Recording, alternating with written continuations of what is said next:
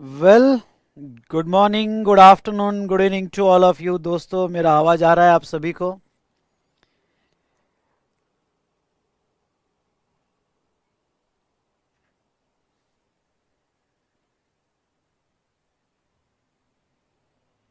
सभी को मेरा आवाज़ आ रहा है बेटा?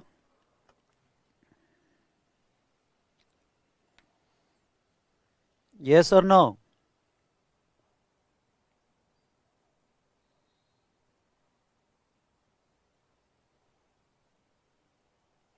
Voice is clear?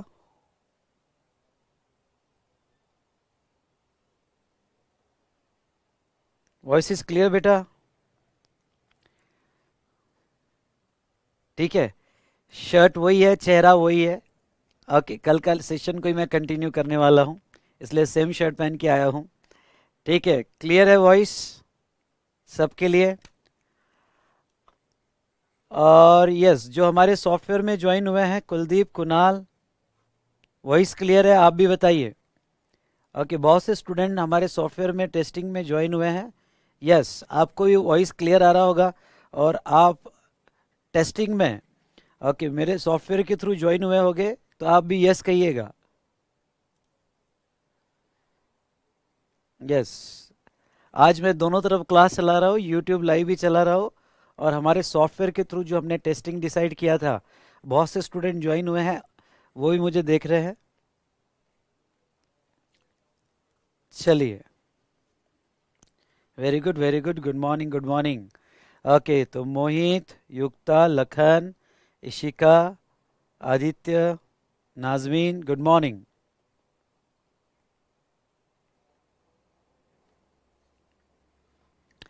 आज मैं आपको बहुत अच्छा पढ़ाने वाला हूँ, तो पढ़ाने के पहले ही लाइक का बटन दबा दीजिए। ओके, दिन की शुरुआत अच्छे से हो जाए।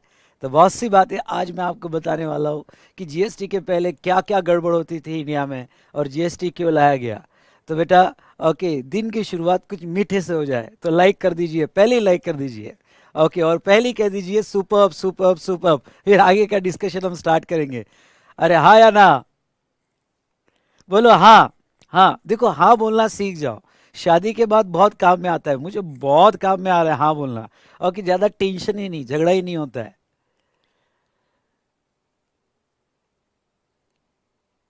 अरे भाई, डिसलाइक दबा दे, कोई प्रॉब्लम नहीं। दिन की शुरुआत खट्टे से हो जाए और उसमें प्रॉब्लम क्या है? मिठाई से भी हो जाए। चलिए, ओके दोस्तों, स्टार्ट करें? Are you ready? जोर से बोलो।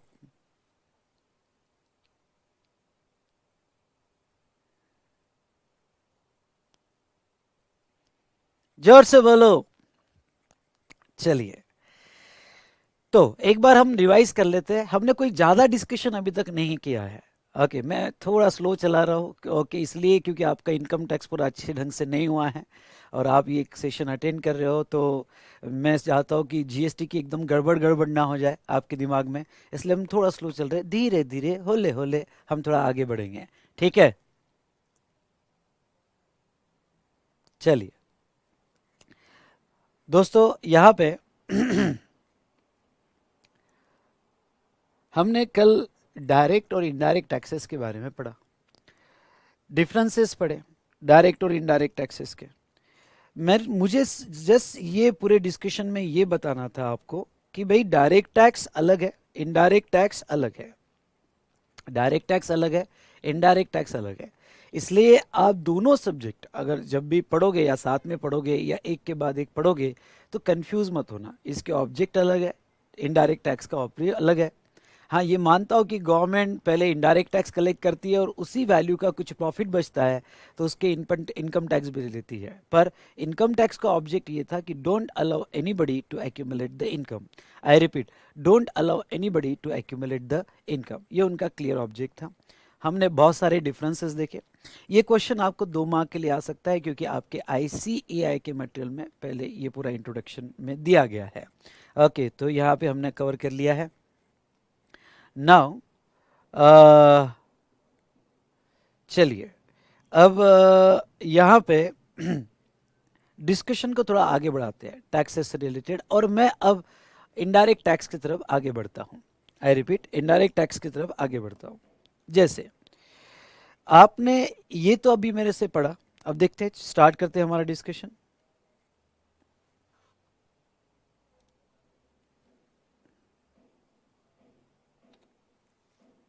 देखिए, हमने अभी ये पढ़ा कि इनडायरेक्ट टैक्सेस, इनडायरेक्ट टैक्सेस ये कमोडिटी पे लगता है, जिसको मैं थोड़ा रिफाइन वर्ड में यूज करूंगा, गुड्स और सर्विसेज। अभी हम जीएसटी पे नहीं आए। इनडायरेक्ट टैक्सेस जो लगते थे वो गुड्स और सर्विसेज पे। अभी थोड़ा मैसेज देना बंद करो बेटा, अभी मुझे पूरा फोकस करो पढ़ने की तरफ, मैं आपका ध्यान चाहूंगा, ठीक है? तो पढ़ने की तरफ पूरा ध्यान दो, ठीक है?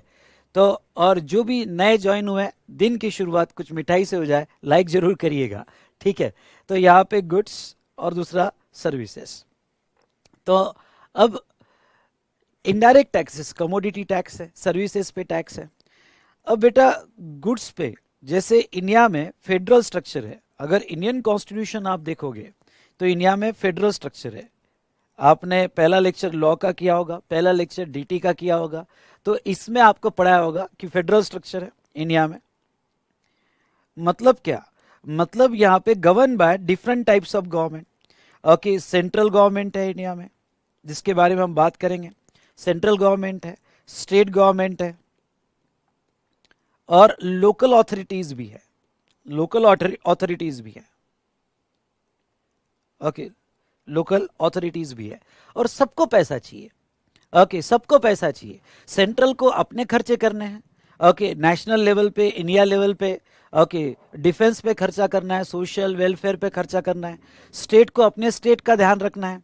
स्टेट की नेशनल हाईवे बनते हैं तो स्टेट हाईवे भी बनते हैं। ओके, रोड इंफ्रास्ट्रक्चर पे खर्चा होता है। स्टेट को अपना भी वेलफेयर करना है, अपने स्टेट का भी वेलफेयर करना है। और लोकल अथॉरिटी जो सिटी का अपना ध्यान रखती है, ओके, गली कुचे का डेवलपमेंट करती है सिटी में।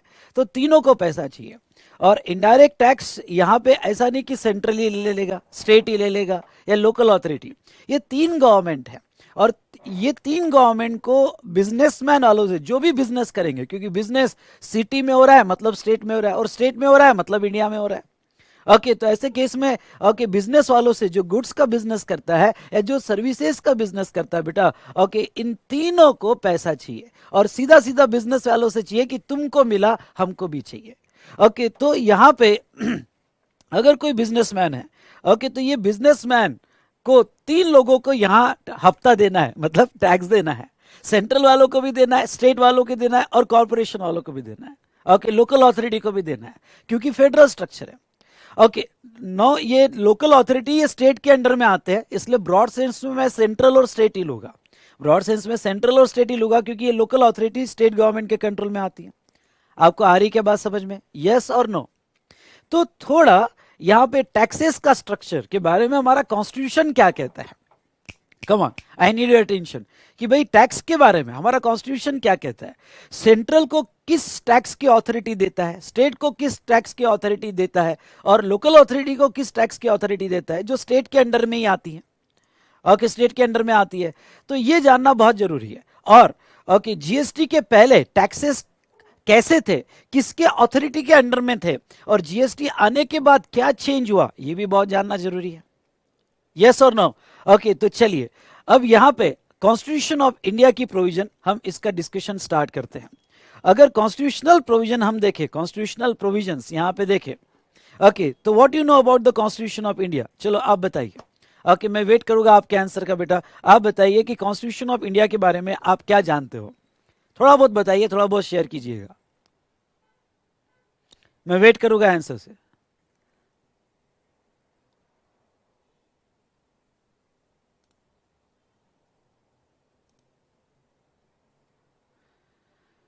यस, जो ऑनलाइन ज्वाइन हुए इंक्रिप्शन में, वो भी बताइए बेटा, वो भी मैसेज दे, मैं उनका भी मैसेज देख रहा हूं। जैसे फॉर एग्जांपल कुणाल, कुलदीप, आप भी आंसर दे सकते हो। राहुल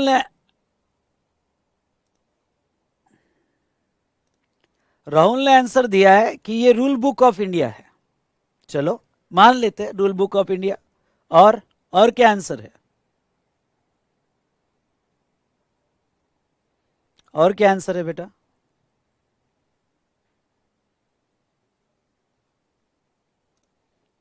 बोलिए फटाफट, मैं वेट कर रहा हूं।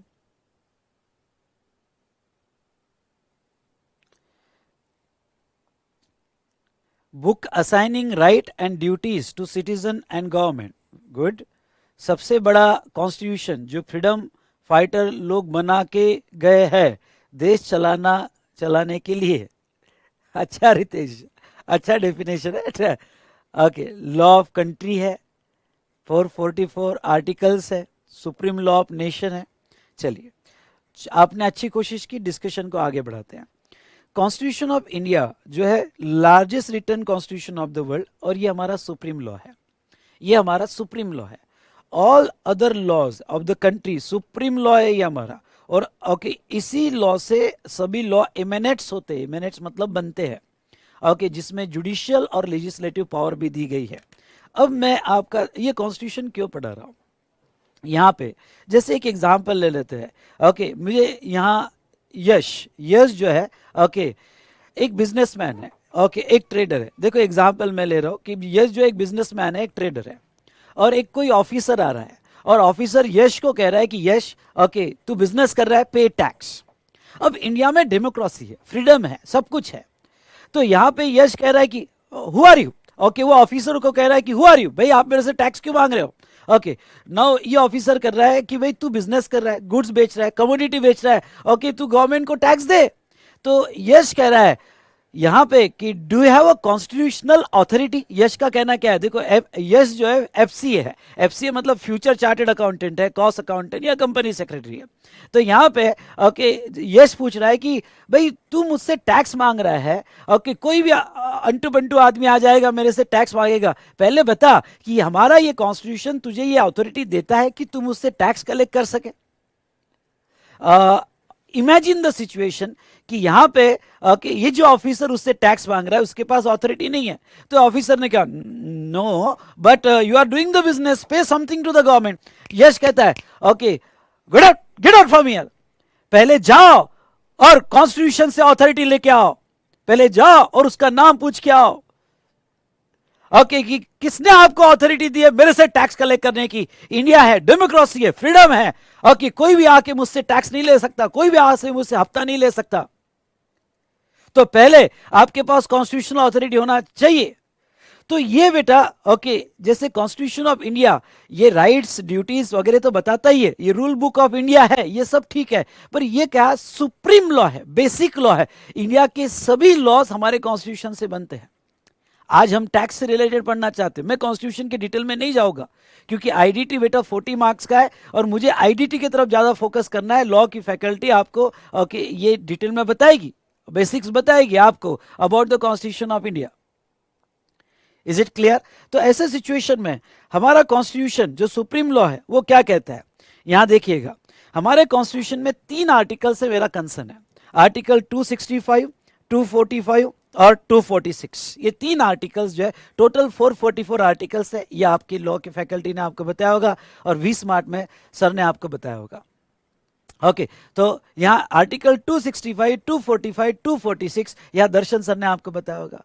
तो अब यहाँ पे ये तीनों आर्टिकल क्या कहते हैं, ध्यान से सुनिएगा। तीनों आर्टिकल ये कहते हैं, article 265, taxes not to be impose save by authority of law.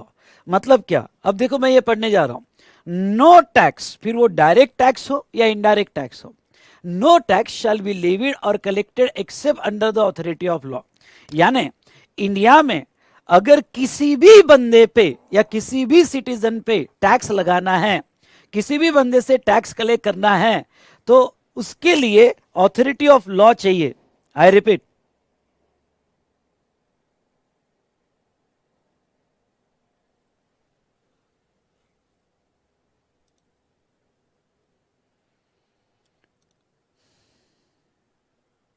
ठीक है। यहाँ बेटा कुछ इंटरनेट प्रॉब्लम आ रहा है, हो सकता है कि इन बिटवीन बंद हो जाए, तो मैं वापस से रिकनेक्ट हो जाऊंगा। डोंट वरी, मैं वापस से रिकनेक्ट हो जाऊंगा।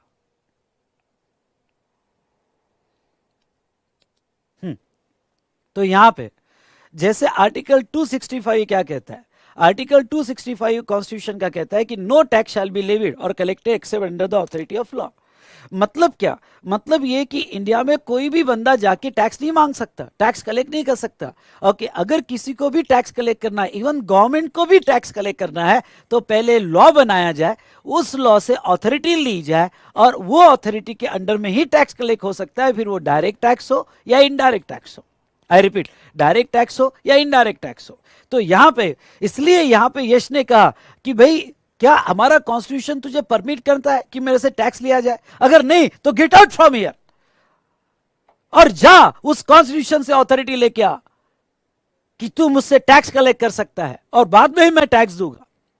वो ऑफिसर की बड़ी इंसल्ट हुई, जिसको यश ने यहां पे कहा कि यहां से निकल। वो ऑफिसर ने भी कसम खा ली कि कसम की कसम, कसम से यश को नहीं छोड़ूंगा दिल से। ओके, यश को तो अब टैक्स लेके रहूंगा, मैं लॉ बनाऊंगा और लॉ बनाकर ओके यहां पे यश से टैक्स कलेक्ट करके रहूंगा। तो वो आर्टिकल 265 के पास गया और वो ऑफिसर ने आर्टिकल 265 को कहा कि आर्टिकल 265, वो यश ने मेरी बड़ी इंसल्ट की है, मुझे उससे टैक्स लेना है। वो इंडिया में बिजनेस कर रहा है, रेवेन्यू कमा रहा है, इंडिया की रिसोर्सेज यूज कर रहा है, उसकी कुछ जिम्मेदारी है कि वो पैसा गवर्नमेंट को दे, पर वो कहता है कि कॉन्स्टिट्यूशनल अथॉरिटी लेके आओ। तो मुझे ओके यहां टैक्स कलेक्ट करने के लिए क्या करना चाहिए? तो आर्टिकल 265 कहता है ओहो तुम्हारी इंसल्ट हुई। ऑफिसर ने कहा यस सर, मेरी इंसल्ट हुई। तो आर्टिकल 265 ने कहा अच्छा अच्छा, एक काम कीजिए, ओके टैक्स कलेक्ट करना है तो क्या यहां पे लॉ बना लीजिए। ओके, पहले लॉ बनाओ, बाद में टैक्स कलेक्ट करो, फिर वो डायरेक्ट हो या इनडायरेक्ट टैक्स हो। तो अब ये ऑफिसर क्या कहता है, सर लॉ बनाने की अथॉरिटी किसके पास है? यानी जब तक आप लॉ नहीं बनाते हो, जैसे इनकम टैक्स कलेक्ट करने के लिए इनकम टैक्स एक्ट 1961 है, कोई भी revenue law, okay income tax law, okay पहले एक्साइज के लिए सेपरेट एक्ट था, सेल्स टैक्स के लिए सेपरेट एक्ट था।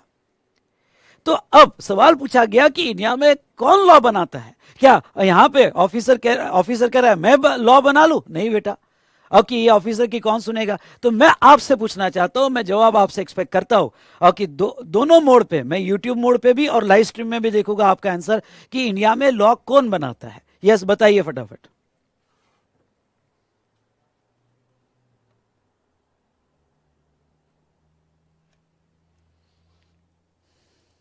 इंडिया में लॉ कौन बना रहा है?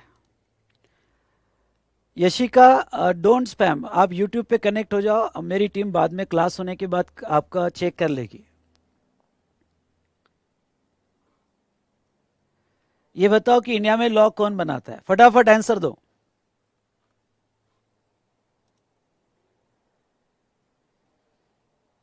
मैं दोनों मोड में देख रहा हूं, ministry of law and justice with respective ministries, parliament और president, parliament, government, ministry of law, MCA, संसद, ओके चलो सुप्रीम कोर्ट। नहीं बेटा, यहां पे वैसे तो मैं स्ट्रक्चर आपको बाद में एक्सप्लेन करूंगा कि पूरा हिरार्की, लॉ बनाने की हिरार्की कैसे चलती है, लेकिन इंडिया में लॉ बनाने का पावर के लिए आर्टिकल 245 यहां पे दिया है और इसको मैं पहले पिक्चर में लाऊंगा। ओके इसको, ये क्या कहता है, जैसा आपको मैंने कहा इंडिया में फेडरल स्ट्रक्चर है, फेडरल स्ट्रक्चर मतलब डिवाइड किया हुआ स्ट्रक्चर है सेंट्रल और स्टेट में, इसलिए कोई एक बंदे के पास कभी भी लाइफ में कंप्लीट पावर नहीं जा सकती है, क्योंकि पावर्स ही अलग अलग है, सेंट्रल और स्टेट। तो यहां पे आप answer most of the student ने सही दिया है। अब आप यहां आ जाइए देखिए आर्टिकल 245 क्या कहता है, article 245 empowers the parliament to make the law for whole or any part of the territory of India. यानी पार्लियामेंट को पावर दी गई है और पार्लियामेंट के अंडर जो मिनिस्ट्री आती है, रिस्पेक्टिव मिनिस्ट्री उसका ड्राफ्ट बनाती है और वो पार्लियामेंट के सामने प्रेजेंट करती है। पास तो पार्लियामेंट ही करेगा, और पार्लियामेंट मतलब all 542 members of Lok Sabha including the members of Rajya Sabha. ठीक है, तो अब समझ लो पार्लियामेंट जो है, पार्लियामेंट में सेंट्रल गवर्नमेंट के अंडर मिनिस्ट्री आती है, कॉर्पोरेट मिनिस्ट्री आती है, रेवेन्यू मिनिस्ट्री आती है, फिर वो मिनिस्ट्री ड्राफ्ट बनाती है और पार्लियामेंट के सामने रखती है। पूरी प्रोसेस में आगे बताऊंगा, डोंट वरी फॉर दैट, आप वो प्रोसेस भी एंजॉय करोगे। फिर यहाँ राष्ट्रपति का, हमारे प्रेसिडेंट का आसन मिलता है। पर ओके यहाँ पे वो क्या कहते हैं, आर्टिकल 245 क्या कहता है, it empowers the parliament to make the law for whole or any part of territory of India. अगर इंडिया से रिलेटेड लॉ बनाना है तो पार्लियामेंट लॉ बनाएगी, और लेजिस्लेचर ऑफ स्टेट, ओके अगर यहाँ पे स्टेट से रिलेटेड लॉ बनाना है तो लेजिस्लेचर ऑफ स्टेट यानी विधानसभा, यानी मैं सिंपल वर्ड में कहूं तो लोकसभा और विधानसभा ये दोनों लॉ बनाएगी। इंडिया से रिलेटेड लॉ बनाना है तो पार्लियामेंट लोकसभा बनाएगी, और यहां पे स्टेट से रिलेटेड लॉ बनाना है तो विधानसभा, राज्यसभा नहीं बेटा, राज्यसभा पार्लियामेंट का पार्ट है। ये स्ट्रक्चर को मैंने इसके स्पेशल डिस्कशन आधे घंटे का रखा है at the end of this session, वो हम जरूर करेंगे, वो बड़ा इंपॉर्टेंट है डिस्कशन। सिर्फ मुझे यहां से जीएसटी की तरफ बढ़ना है, इसलिए थोड़ा ये डिस्कशन में ले लेता हूं, ठीक है। तो अब यहां पे अगर देखा जाए हम जो बात करने वाले हैं, देखिए तो यहां यस पार्लियामेंट या लेजिस्लेचर ऑफ स्टेट, इनको पावर दिया है लोकसभा और विधानसभा आर्टिकल 246 में। नाउ अब कौन से सब्जेक्ट्स पे कौन लॉ बनाता है वो आर्टिकल 246 में दिया गया है। आई रिपीट, कौन से सब्जेक्ट पे कौन लॉ बनाता है वो आर्टिकल 246 में दिया गया है। अब आपको लिखने की जरूरत नहीं क्योंकि आर्टिकल 246 मैंने आगे लिया है। आर्टिकल 246 शेड्यूल 7 में, ओके कोई बता सकता है, अगर आपका बेसिक लेक्चर हुए होंगे इनकम टैक्स के और लॉ के, तो शेड्यूल 7 में 3 लिस्ट है। ओके कोई लिस्ट का नाम बता सकता है, चलो फटाफट बताओ, शेयर करो, कितनी लिस्ट है? 3 लिस्ट है, बोलिए बेटा कौन कौन सी 3 लिस्ट है, बोलिए। यूनियन लिस्ट, उसके बाद में क्या, यूनियन लिस्ट, उसके बाद में स्टेट लिस्ट और concurrent list. Concurrent list, okay union list, state list और कॉन्करेंट लिस्ट, सही है, ये 3 लिस्ट है। बोलिए हाँ, कमॉन कमॉन कमॉन बोलिए हाँ। यूनियन, स्टेट एंड कॉन्करेंट, ये आपका हुआ है, वेरी गुड वेरी गुड, बहुत से स्टूडेंट ने यहां सही आंसर दिया है, यूनियन, स्टेट और कॉन्करेंट लिस्ट है बेटा। तो अब यहां पे जो यूनियन लिस्ट है, ध्यान देना, यूनियन लिस्ट है, इसमें जो भी सब्जेक्ट्स दिए हैं, इसमें जो भी सब्जेक्ट्स दिए हैं इसके ऊपर सेंट्रल लॉ बना सकती है। जैसे मैं आपके रेफरेंस के लिए ले लेता हूं, एंट्री नंबर, इसमें एंट्री नंबर 82 इनकम टैक्स के लिए है, एंट्री नंबर 82 इनकम टैक्स के लिए, एंट्री नंबर 83 कस्टम्स के लिए है, कस्टम्स के लिए, एंट्री नंबर 84 एक्साइज के लिए थी, ये जस्ट एग्जांपल ले रहा हूं, एक्साइज के लिए थी। यहां पे जहां तक देखा जाए तो एंट्री नंबर 51, अगर आपको आगे आएगा, एंट्री नंबर 51 इसमें अगर लो स्टेट में, तो एंट्री नंबर 51 यहां पे एक्साइज ऑन अल्कोहल के लिए था, एक्साइज ऑन अल्कोहल के लिए, ये आगे आएगा टेबल आपको बताऊंगा। उसके बाद में एंट्री नंबर, ओके देखा जाए तो नेक्स्ट 54 ये टैक्स ऑन सेल पे था, टैक्स ऑन सेल और परचेस पे था, सेल और परचेस पे था। एग्जाम्पल जो टैक्स से रिलेटेड एंट्री है। अब जीएसटी की, हाँ जीएसटी के लिए एक किसी ने आंसर दिया है कि आर्टिकल 246A आया, वो हम बाद में देखेंगे बेटा, जीएसटी पिक्चर में लाई मत, मैं पूरा जीएसटी की तरफ बढ़ रहा हूँ।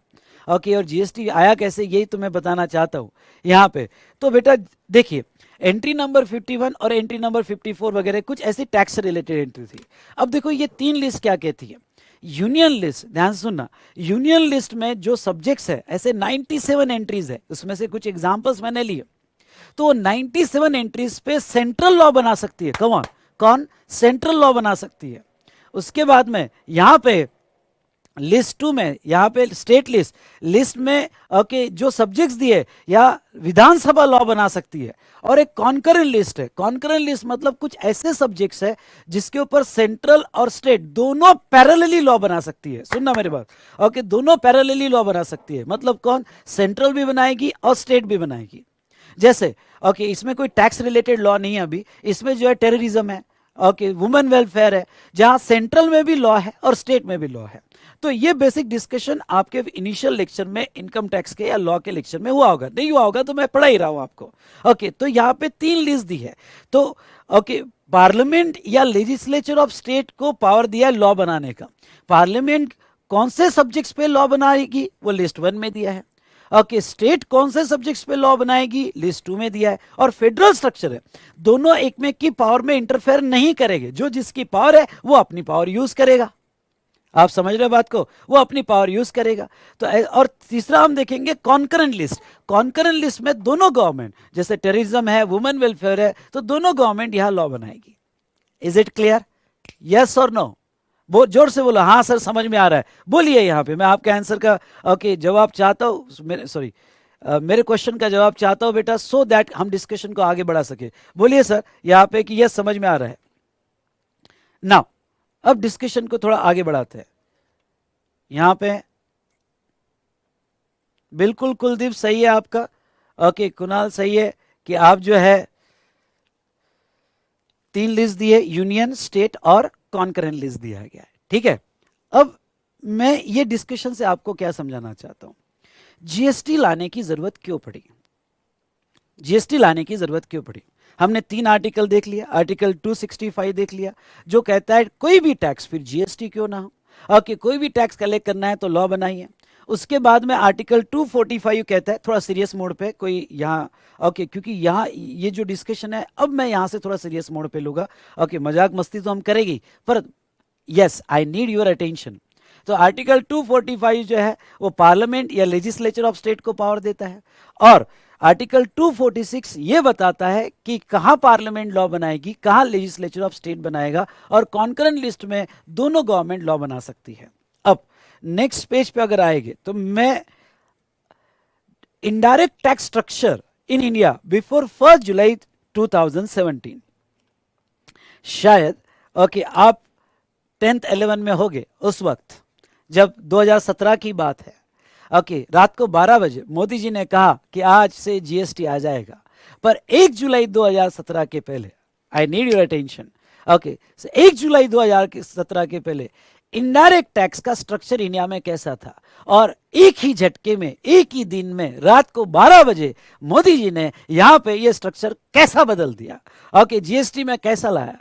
तो आपको अगर नया स्ट्रक्चर जानना है तो क्या आपको पुराना स्ट्रक्चर समझना जरूरी है? हाँ सर, ओके, क्योंकि पुराने से ही आपको नया स्ट्रक्चर बहुत अच्छे से समझ में आएगा। तो 1 जुलाई 2017 के पहले ओके इंडिया में क्या चलता था, क्या गड़बड़ हो रही थी, बिजनेस कम्युनिटी कैसे परेशान थी, और इंडिया के लिए जीएसटी ये स्ट्रक्चर कैसे फिट हुआ, कैसे यहां पे बेनिफिशियल हुआ, चलो इसको समझते हैं। ओके, तो दोस्तों यहां पे आइए, मैं लेना चाहता हूं, मुझे ये बताइए, आपका जनरल नॉलेज चेक करना चाहता हूं, और वो जनरल नॉलेज ये चेक करेंगे। देखिए मुझे बताओ, गुड्स में बिजनेस करने वाले और सर्विस के बिजनेस करने वाले कौन कौन लोग होते हैं? गुड्स में और सर्विसेज में बिजनेस करने वाले कौन कौन लोग होते हैं? अरे सभी आंसर दो, हाउस द जोश, बोलिए हाय सर, हाउस द जोश। यस, जो यहां सॉफ्टवेयर के थ्रू कनेक्टेड है वो भी आंसर दीजिए बेटा, मैं आपका आंसर देख रहा हूं। चिराग ओल्ड इज गोल्ड नहीं, now old wine in a new bottle देखेंगे हम, न्यू बॉटल जीएसटी की, वाइन तो ओल्ड ही है, ठीक है।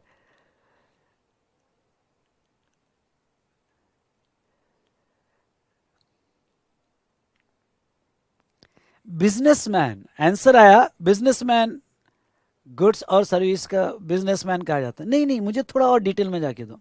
गुड्स में बिजनेसमैन, बिजनेसमैन में कौन, गुड्स में बिजनेस करने वाले कौन लोग होते हैं? Wholesaler, businessman, manufacturer. पारुल का आंसर लेता हूं, यस मैन्युफैक्चरर, ये जो गुड्स में बिजनेस करते हैं, बहुत जरूरी है। और कौन है बेटा? Wholesaler, distributor. चलो उनको मैं यहां पे ले लेता हूं, ट्रेडर्स, ट्रेडर्स जो यहाँ पे बिजनेस कर रहे हैं। और सर्विसेज में फिर अलग अलग सर्विस में प्रोफेशनल्स भी हो सकते हैं और अदर्स भी हो सकते हैं, जो प्रोफेशनल्स नहीं पर सर्विसेज तो दे रहे हैं। सर्विसेज देने वाला तो वो पंक्चर वाला भी होता है, वो भी सर्विसेज दे रहा है, अदर्स होते हैं। अब यहाँ पे इन मैं आपसे एक बेसिक डिफरेंस पूछना चाहूँगा, ओके, और मैं सभी का आंसर चाहूँगा।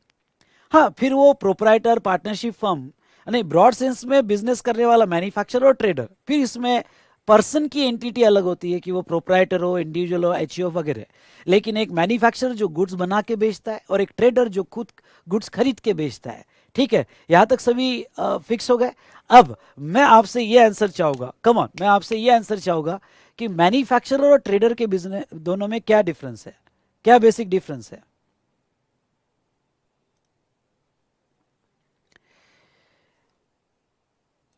यस, कुणाल, कुलदीप बताइए बेटा। परुल, प्रेम, प्रीतेश। ओके, यहां पे मैन्युफैक्चरर और ट्रेडर में क्या बिजनेस डिफरेंस है इनके बिजनेस में?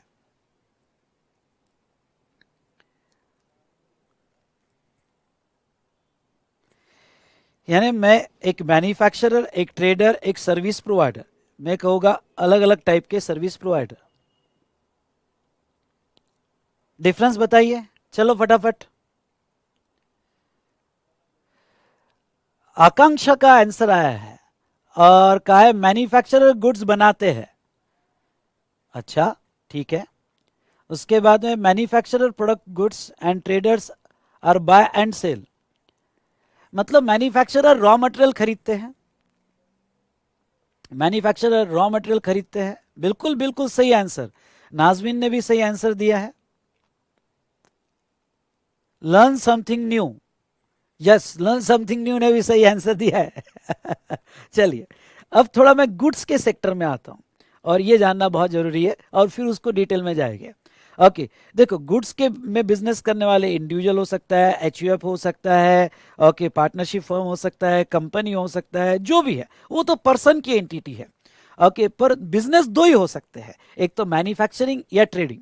अब एग्जाम्पल के तौर पे मैं आपको मैन्युफैक्चरिंग में एक एग्जाम्पल बताना चाहूँगा। जैसे जैसे ऐसा लो कि कोई बंदा रॉ मटेरियल, और रॉ मटेरियल से एग्जाम्पल लो पिस्टन बना रहा है, रॉ मटेरियल से पिस्टन बना रहा है।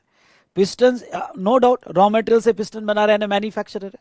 पिस्टन यहाँ पे ओके होंडा कंपनी परचेस कर रही है। अब होंडा कंपनी पिस्टन परचेस कर रही है और उससे ओके बाइक बना रही है। ओके, तो ये भी मैन्युफैक्चर हुआ क्योंकि वो कुछ तो नया बना रहा है रॉ मटेरियल से, रॉ मटेरियल से नया बना रहा है। ओके, तो ये पहला मैन्युफैक्चरर होंडा को बेच रहा है, यहाँ पे भी ओके सेल हो रहा है। उसके बाद में होंडा कंपनी उससे बाइक बना रही है, ये भी मैन्युफैक्चरर है। ओके, यहाँ पे भी सेल हो रहा है। फिर बाइक जो है डिस्ट्रीब्यूटर को बेचा जा रहा है। ओके, तो यहाँ पे भी सेल हो रहा है। फिर डिस्ट्रीब्यूटर से होलसेलर को बेचा जा रहा है। ओके, यहाँ पे भी सेल हो रहा है, होलसेलर से रिटेलर और रिटेलर से अल्टीमेट कंज्यूमर। ओके, जो भी है एक पूरी चेन चल रही है। तो बताओ, पहले दो लोग तो मैन्युफैक्चरर हुए क्योंकि कुछ बनाते हैं। मुझे बताओ ये डिस्ट्रीब्यूटर, होलसेलर, रिटेलर, ये कौन हुए? ये कौन हुए? डिस्ट्रीब्यूटर, होलसेलर, रिटेलर, ये कौन हुए? Okay, I need your answer. Yes, Kuldeep, Kunal, और जो भी लाइव स्ट्रीमिंग में ज्वाइन है, लोकेश वगैरह, और इधर यस चिराग, प्रगति, सुमित, कृष्ण कुमार, बताइए फटाफट। ये मिडल मैन, नहीं नहीं, मिडल मैन ब्रोकर नहीं है, वो गुड्स खरीद रहे हैं, बेच रहे हैं। हाँ, मैं मानता हूं कि वो इंटरमीडिएट है कस्टमर तक पहुंचाने के लिए, लेकिन वो ब्रोकर नहीं है। Middle man, traders, correct correct correct, मैं अब आपका ध्यान लाना चाहूंगा ट्रेडर्स से। ओके, ट्रेडर्स है। बहुत बेसिक से मैं लेके जा रहा हूं आपको, ये इतना धीरे धीरे लेके जा रहा हूं ना कि आपको जीएसटी इतना इंटरेस्टिंग लगेगा कि आप कहोगे वाह क्या बात है। ठीक है, तो यहां पे ट्रेडर, ये ट्रेडर हुए, सॉरी ये ट्रेडर्स हुए। तो मैन्युफैक्चरिंग और ट्रेडिंग में क्या डिफरेंस है? मैन्युफैक्चरर गुड्स बनाता है, मैन्युफैक्चरर के भी चेन हो सकती है। ओके, M1 ने जिस गुड्स रॉ मटेरियल खरीदा, वो रॉ मटेरियल किसी M0 ने बनाया होगा। ओके, वो रॉ मटेरियल किसी M0 ने बनाया होगा, उसने खरीदा। ओके, हो सकता है कि जो पिस्टन बनाने का जो ओके मटेरियल लगता है उसने खरीदा, उसने पिस्टन बनाया, पिस्टन से सामने वाले को। तो ये मैन्युफैक्चरर की भी चेन होती है और आगे ट्रेडर्स की भी चेन होती है। आई बात समझ में? यस और नो? आई बात समझ में? Very good. ओके, यानी गुड्स में बिजनेस करने वाले दो, मैन्युफैक्चरिंग सेक्टर। अब मैं इसको ऐसा कहूंगा कि गुड्स में बिजनेस करने वाले मैन्युफैक्चरिंग सेक्टर होते हैं, ट्रेडिंग सेक्टर होते हैं। ओके, और सर्विस में फिर अलग अलग प्रोफेशनल सर्विस वगैरह, वो सर्विस प्रोवाइडर होते हैं। मुझे ये बताओ, जो इमूवेबल प्रॉपर्टी यानी हमारी building, okay, immovable property, immovable property purchase करते हैं, समझ लो ये बंदा है, इमूवेबल प्रॉपर्टी परचेस करता है और इमूवेबल प्रॉपर्टी सेल करता है। इमूवेबल प्रॉपर्टी परचेस करता है और इमूवेबल प्रॉपर्टी सेल करता है। फ्लैट ले रहा है, बेच रहा है, ओके, शॉप ले रहा है, बेच रहा है। तो ये गुड्स का बिजनेस कहा जाएगा या सर्विस का बिजनेस कहा जाएगा? Immovable property. बोलिए चिराग, बोलिए, यहां पे कृष्ण कुमार बोलिए, कुलदीप बोलो कि इमूवेबल प्रॉपर्टी का बिजनेस क्या ये गुड्स का कहा जाएगा या सर्विस का कहा जाएगा या किसका कहा जाएगा? बिजनेस का नेचर समझ लो तो बिजनेस टैक्स समझ में आएगा। बिजनेस का नेचर समझ लो, बोलिए फटाफट, आपसे आंसर चाहूंगा। और लेक्चर अच्छा लग रहा होगा तो लाइक करते जाइएगा, और नहीं भी अच्छा लग रहा होगा तो कीजिएगा, आगे अच्छा आएगा। जस्ट किडिंग, मजाक कर रहा हूं। ओके, तो यस, ये सर्विस नहीं नहीं नहीं, हम इमूवेबल प्रॉपर्टी खरीद रहे हैं और इमूवेबल प्रॉपर्टी बेच रहे हैं। कोई सर्विस विधि, विधि ने सही कहा, ये रियल एस्टेट बिजनेस है। पूरा बिजनेस, पूरे वर्ल्ड का बिजनेस 3 कैटेगरी में डिवाइड होता है। अब जो मैं कहने जा रहा हूं बहुत इंपॉर्टेंट है। पूरा वर्ल्ड का बिजनेस 3 कैटेगरी में डिवाइड होता है। इधर वो गुड्स में बिजनेस कर रहे हैं या सर्विसेज, फिर वो ऑनलाइन सर्विस हो, इंटरनेट सर्विस हो या कोई भी सर्विस, सर्विस में बिजनेस कर रहा है, गुड्स में बिजनेस कर रहा है, सर्विस में बिजनेस कर रहा है, या ओके रियल एस्टेट, ये रियल एस्टेट कहा जाता है। ये अच्छा, इमूवेबल प्रॉपर्टी गुड्स कही जाती है क्या? Come on, immovable property goods कही जाती है क्या? नहीं कही जाती है। इमूवेबल प्रॉपर्टी गुड्स नहीं कही जाती है, मतलब ओके ये रियल एस्टेट का बिजनेस है। और हम जीएसटी पढ़ने वाले हैं, और जीएसटी मतलब गुड्स एंड सर्विसेज टैक्स। कुछ क्ल्यू दे रहा हूं मैं, कुछ बताऊंगा नहीं, सस्पेंस बहुत सारी बातें रखूंगा। हम जीएसटी पढ़ने वाले हैं और जीएसटी का कंसर्न 3 सेक्टर के बिजनेस है, गुड्स, सर्विसेज और रियल एस्टेट। ओके, इसका कंसर्न किससे आएगा आगे आगे देखिए होता है क्या। ठीक है, तो अब ऐसे केस में चलो देखते हैं। यहां पे गुड्स के केस में मैन्युफैक्चरर 2017 के पहले एक बिजनेसमैन कैसे टैक्सेस पे करता था, क्या होता था पहले। ओके, ये थोड़ा समझने की कोशिश करें। यहाँ पे अब ये बेटा कहीं से कॉपी नहीं किया है, मेरी ग्राफिक्स टीम है जो ये सब बनाती है, हर कैरेक्टर बनाती है। एक शुगर मिल लेते हैं, वो शुगर में ओके गन्ने से ये गन्ना आ रहा है और ये गन्ने से ओके यहाँ पे वो शुगर मैन्युफैक्चर कर रहा है। ध्यान से सुनिएगा,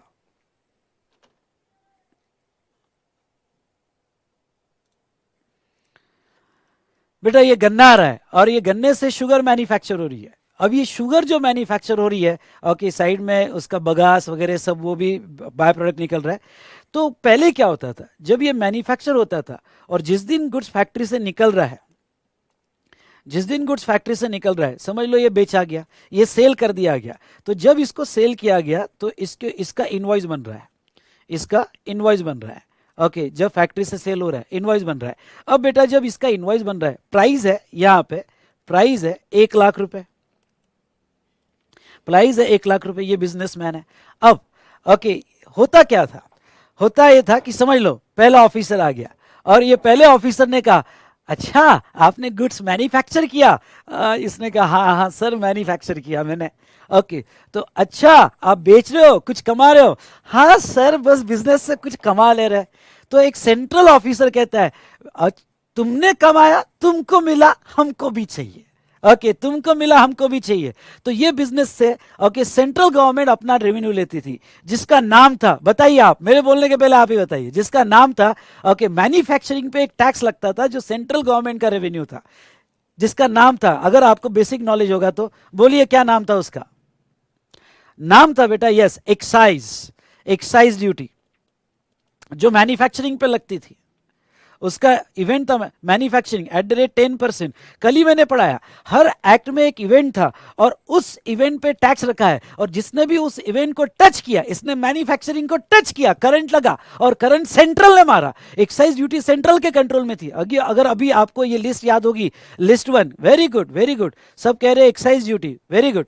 तो मैन्युफैक्चरिंग पे, आई रिपीट, मैन्युफैक्चरिंग ये इवेंट पे एक्साइज ड्यूटी लगती थी क्योंकि उसने मैन्युफैक्चर किया है, और एक्साइज ड्यूटी 10%, यानी कितना बेटा, 10,000। और ये रेवेन्यू किसने लिया, सेंट्रल ने लिया, ये रेवेन्यू सेंट्रल ने लिया, ठीक है, सेंट्रल गवर्नमेंट ने अपना पैसा लिया। अब इसी बिजनेसमैन से अब प्राइस होगी 1,10,000, ध्यान से देखना, और आपके पास नोट से तो आप भी लिखते जाइए, 1,10,000। अब दूसरा, भाई देखो, इसने 2 इवेंट को टच किया। कौन से 2 इवेंट को टच किया? एक था मैन्युफैक्चरिंग, ये देखो मैन्युफैक्चरिंग हो रहा है, मैन्युफैक्चरिंग को, एक था सेल। ओके, तो एक ही बंदा जितने इवेंट को टच करेगा उतने टैक्स देगा। तो इसने मैन्युफैक्चरिंग को टच किया, सेंट्रल वाले आ गए, सेंट्रल वाले ने कहा बेटा तू सेल कर या मत कर, तूने मैन्युफैक्चर किया ना, कुछ बनाया ना, कुछ ओके, किसी बात का उत्पादन किया ना, ओके, तुझे एक्साइज देना पड़ता था। और रियली ऐसा होता था कि आप सेल करे या ना करे, बहुत इंपॉर्टेंट पॉइंट जीएसटी के लिए आगे, आप सेल करे या ना करे, आपने कुछ बनाया, एक्साइज लग जाती थी, एक्साइज लग जाती थी। मैं एक्साइज में सब कुछ पढ़ाता था पहले, ठीक है, तो यहां एक्साइज लग गई। उसके बाद में ओके, अब वो बंदा सेल कर रहा है। अब अगर आपको ये जो है लिस्ट याद होगी, तो एक्साइज तो हमने लगा दिया यूनियन सेंट्रल वालों ने, अब वो बंदा सेल कर रहा है, सेल पे टैक्स लगाने का पावर, सेल पे टैक्स लगाने का पावर स्टेट के पास था, एंड टैक्स ऑन सेल और परचेस। ओके, तो जैसे वो बंदा सेल कर रहा है, इसलिए इसी वैल्यू पे 1,10,000, इसी वैल्यू पे वैट या सेल्स टैक्स लगता था, वैट या सेल्स टैक्स लगता था। और वो भी समझ लो, अज्यूम करते रेट 10%, यानी 11,000 रुपए जो है, ओके, वो वैट और सेल्स टैक्स। हाँ, और ये होता था ऐसा कि वैट और सेल्स टैक्स लगाने के लिए एक्साइज भी ऐड हो जाती थी, again cascading effect between central and state, क्योंकि सेल्स टैक्स से स्टेट गवर्नमेंट का रेवेन्यू था।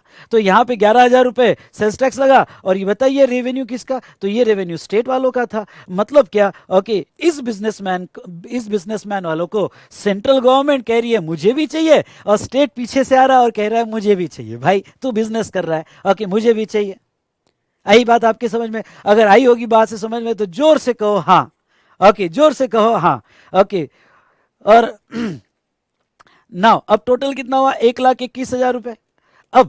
अब यहां पे ऑक्ट्राय लगता था, ऑक्ट्राय या एलबीटी, आपने कभी नाम सुना होगा, ऑक्ट्राय या एलबीटी, वो लोकल अथॉरिटी का रेवेन्यू था। समझ लो 4,000 रुपए ऑक्ट्राय और एलबीटी लग गया, टोटल प्राइस 1,25,000 रुपए। और ये ऑक्ट्राय और एलबीटी जो था, ये लोकल अथॉरिटी का रेवेन्यू था, क्योंकि उनको भी पैसा चाहिए था बिजनेसमैन से, बिजनेस से। ओके, लोकल अथॉरिटी का रेवेन्यू था। मतलब ओके, जब गुड्स निकल रहा है मैन्युफैक्चरिंग के फैक्ट्री से, जब गुड्स मैन्युफैक्चर के फैक्ट्री से निकल रहा है, तो एक्साइज लगी, सेंट्रल ने अपना टैक्स लिया, सेंट्रल ने कहा मजा आ गया, स्टेट ने अपना टैक्स लिया, ओके, कहा मजा आ गया, और ऑक्ट्रा एलबीटी ने अपना टैक्स लिया और कहा मजा आ गया, और ओके, ये मैन्युफैक्चर ने कहा अरे सजा हो गई। ओके, ये तो कह रहे मजा हो गई, ओके, और ये कह रहे सजा हो गई। अब सजा कैसे हुई मैन्युफैक्चरर को, ध्यान से सुनो, ओके, और बात आप तक पहुंच रही है और मजा आ रहा होगा, तो लिखिए सर मजा आ रहा है, ओके, तो यहां पे लिखिए मजा आ रहा है। तो यहां टैक्स है, तो ध्यान से सुनिए, इसको सजा कैसे हुई। अब देखो आपको बताता हूं, पहले एक्साइज वाले ऑफिसर है, भाई पहले एक्साइज वाला ऑफिसर आ गया, ओके, फैक्ट्री चेकिंग के लिए उसने रेड किया, ओके, तुम एक्साइज बराबर पे कर रहे कि नहीं कर रहे, तुम्हारे स्टॉक स्टेटमेंट बताओ, मैन्युफैक्चर गुड्स बताओ, रॉ मटेरियल बताओ, ये बताओ किसको सेल किया। सेल सबके लिए बेस इवेंट था, यानी एक्साइज के लिए भी सेल के साथ को, एक्साइज मैन्युफैक्चरिंग पे थी, लेकिन वैल्यू तो सेल वैल्यू ली जाती थी, वैल्यू तो सेल वैल्यू ली जाती थी। एलबीटी मतलब लोकल बॉडी टैक्स, हाँ बराबर है, ओके, शायद आपके स्टेट में नहीं होगा, एलबीटी मतलब local body tax, okay. Octroi या एलबीटी, किसी स्टेट में ऑक्ट्राय था, किसी स्टेट में ऑक्ट्राय नहीं, एलबीटी था, लोकल बॉडी टैक्स था, ठीक है। तो ऐसे सिचुएशन में क्या हो रहा है, ओके, सेंट्रल से ऑफिसर आ रहे हैं, ओके, एक्साइज डिपार्टमेंट से तुम्हारे रिकॉर्ड्स बताओ, ओके, तो नाउ ये रिकॉर्ड्स लिए जा रहे हैं, चेकिंग हो रही है, रेड हो रहा है, इन्वेस्टिगेशन हो रहा है, तुमने सभी इनवॉइस सही बताया क्या, ओके, अकाउंटेंट बैठो यहाँ पे, ओके, बताओ, और कोई बाहर नहीं जाएगा फैक्ट्री के, और तुम्हारा रेड चालू है, इन्वेस्टिगेशन चालू है, अब सब चेक किया जा रहा है, स्टेटमेंट देखे जा रहे हैं, ओके, डिटेल इन्वेस्टिगेशन हो रहा है, परेशान किया जा रहा है ना। यहाँ पे ये मैन्युफैक्चरर, सर टी कॉफी मतलब सर बाजू में आ जाइए, कुछ दियो क्या आपको। फिर यहाँ पे वैट, स्टेट गवर्नमेंट के डिपार्टमेंट के ऑफिसर आ रहे हैं, ये तो सेंट्रल क्या है, वैट डिपार्टमेंट के ऑफिसर आ रहे हैं, और ये वैट डिपार्टमेंट के ऑफिसर कह रहे हैं कि हमें भी चेकिंग करनी है, ओके हमें भी चेकिंग करनी है, चलो तुम्हारा टर्नओवर बताओ, तुम्हारी सेल बुक बताओ, तुम्हारे इनवॉइसेस बताओ, ओके हम भी चेक करेंगे। अब मैन्युफैक्चरर को परेशान किया जा रहा है। तो अब ये बंदा क्या कह रहा है, सर अभी तो एक्साइज वालों ने रेड किया है, वो तो इन्वेस्टिगेट करके गए, ओके उन्होंने रिकॉर्ड चेक किए, तो नाउ स्टेट गवर्नमेंट वाले कह रहे हैं वो एक्साइज के रिकॉर्ड से हम वैट के हिसाब से देखेंगे, वैट के रिटर्न अलग, रिटर्न मतलब एक फॉर्म होता है, कभी आपने इनकम टैक्स रिटर्न नाम सुना होगा, वैट रिटर्न नाम सुना होगा, इसके बारे में आगे बात करेंगे हम, ओके तो इसके वैट के रिटर्न अलग, एक्साइज के रिटर्न अलग। देखो प्रॉब्लम समझ लो, एक बिजनेसमैन को क्या क्या प्रॉब्लम था, पहले एक्साइज वाले को मैनेज किया, उसके कंप्लायंसेस को मैनेज किया, फिर वैट वाला आया, वैट वाले को ओके वैट के स्टॉक लेजर अलग। अब वैट वालों ने कहा बता स्टॉक लेजर बता तेरा, सर ये रहा स्टॉक लेजर, ये रहा स्टॉक लेजर। वैट वाले ने कहा ये, अरे ये तो एक्साइज का है, वैट के हिसाब से अलग होना चाहिए, वैट का फॉर्मेट अलग है, वैट के हिसाब से इनवॉइस अलग होना चाहिए, ओके तू वैट के हिसाब से बता। सर सर मेरा स्टॉक तो एक ही है ना, फिर मैं वो एक्साइज में बताऊं कि वैट में बताऊं, नो नो नो, ओके आपको वैट के अलग बताने पड़ेंगे, वैट के स्टेटमेंट अलग है। अरे सर मेरे कंप्लायंसेस बढ़ रहे हैं, वैट का रिटर्न अलग, एक्साइज का रिटर्न अलग, ओके यस निकुंज ने एक वर्ड यूज किया, लूट लिया सबने। अब देखो लूट नहीं, लूट तो लिया ही, एज वेल एज सबको परेशान भी कर दिया, क्योंकि सबके फॉर्मेट अलग, स्टॉक लेजर अलग, रिकॉर्ड्स अलग, रिटर्न अलग, सब अलग अलग। अभी तो लोकल बॉडी वाला आना बाकी है, ओके लोकल बॉडी वाला आ गया, उसने कहा चल भाई रिकॉर्ड्स बता तेरे, ओके तूने टैक्स सही किया पे नहीं किया कि मैं चेक करना चाहता हूँ, ओके ऑक्ट्रा एलबीटी की रिटर्न बता, उसके स्टॉक लेजर अलग। अब बिजनेसमैन कहता है सर ओके ये लीजिए स्टॉक लेजर जो मैंने एक्साइज और वैट में मेंटेन किया, नहीं नहीं नहीं नहीं वो नहीं चलेंगे, हमारे हिसाब से अलग बना हमारे हिसाब से अलग बना, तेरे रिटर्न कंप्लायंसेस रिकॉर्ड अलग बता। ये तो 3 सिर्फ बिजनेस टैक्स थे, अभी तो इनकम टैक्स वाला आना बाकी है, वो तो बाप है यानी वो तो छोड़ेगा नहीं। तो इन सिंपल वर्ड यहाँ पे ये तो रेड करके जा रहे हैं, और ये क्या करते पता है ऑफिसर, एक दूसरे को इंफॉर्मेशन देते, मैंने रेड किया यार बहुत कुछ गड़बड़ मिली, जाके तू भी कर वैट वाला, जाके तू एलबीटी वाला भी कर कर परेशान, कुछ तो देगा कुछ तो देगा, और फिर इनकम टैक्स वाले को भेज देते हैं तू भी कर, ओके देख क्या होता है यहाँ पे।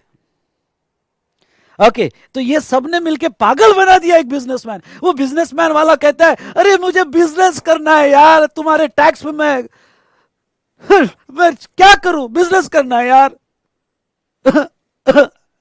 एग्जाम्पल दे रहा हूं, सच में ये अलग अलग टैक्सेस थे, एक्साइज था, वैट था, ऑक्ट्राय था, सर्विस टैक्स था, एंटरटेनमेंट टैक्स था, लग्जरी टैक्स था, मैं बताऊंगा एक एक, परेशान हो गए बिजनेस। कोई एक लगाओ यार, एक लगाओ यार, कॉमन प्रोसीजर रखो, कॉमन रिकॉर्ड रखो, कॉमन रिटर्न रखो, कितना अच्छा हो जाएगा। अरे हाया ना। तो यहां पे तो ऐसे सिचुएशन में जहां तक देखा जाए तो यस ये परेशानी तो थी, और एक ही बंदे पे अलग अलग टैक्स विद कैस्केडिंग इफेक्ट तो था। मैन्युफैक्चरर की हमने बात की, आपको आ रही बात समझ में। उसके बाद में हम लेते हैं ट्रेडर की बात। बेटा मैन्युफैक्चरर सबके समझ में आया? अगर सबके समझ में आया तो जो भी मेरे से कनेक्टेड है बोलिए हाँ, जो भी लाइव स्ट्रीम में कनेक्टेड है बोलिए हाँ, यस सर अच्छे से समझ में आया, और जो यूट्यूब पे कनेक्टेड है वो भी कहेंगे हाँ यस सर अच्छे से समझ में आया। जस्ट मिनट बेटा।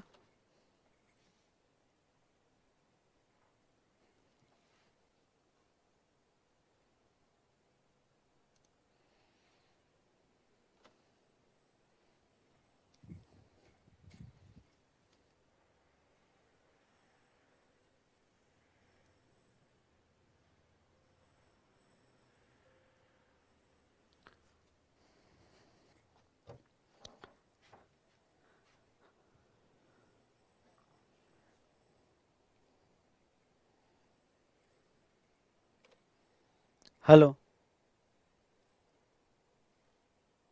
थोड़ा आज इंटरनेट का प्रॉब्लम जा रहा है।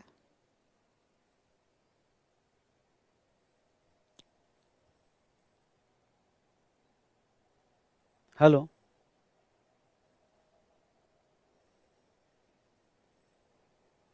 हाँ, चलिए।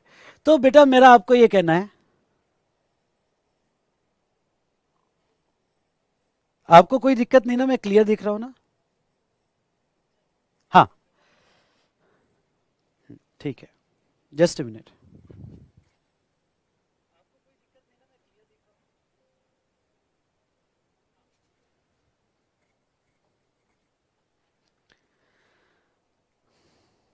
चलो,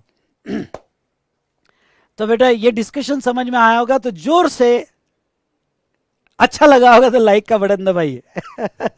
चलिए, तो आता हूँ, मजाक कर रहा हूँ, किडिंग। यहाँ पे ट्रेडर, ट्रेडर की बात अगर हम करें तो मैन्युफैक्चरर, ये मैं आपको ये नहीं पढ़ाने वाला हूं कि भाई जीएसटी आया कैसे। आपके अंदर से आवाज निकलनी चाहिए कि सर जीएसटी की जरूरत थी, और ये प्रॉब्लम से आप खुद ही बोलोगे नहीं सर जीएसटी लाना जरूरी है, कोई एक टैक्स लाना जरूरी है। देखो आपके अंदर से आवाज निकली, कुछ स्टूडेंट ने कहा कि जीएसटी की जरूरत होनी चाहिए। ओके, तो ऐसे सिचुएशन में यहां पे sale of goods within state, trader. अब ये जो बेटा ट्रेडर है, अब आपसे एक बेसिक सवाल पूछना चाहूंगा, आपसे एक बेसिक सवाल पूछना चाहूंगा। सेंट्रल वाला आ रहा है और सेंट्रल वाला कह रहा है कि भाई तू ट्रेडर है, तू हमें टैक्स दे, एक्साइज दे।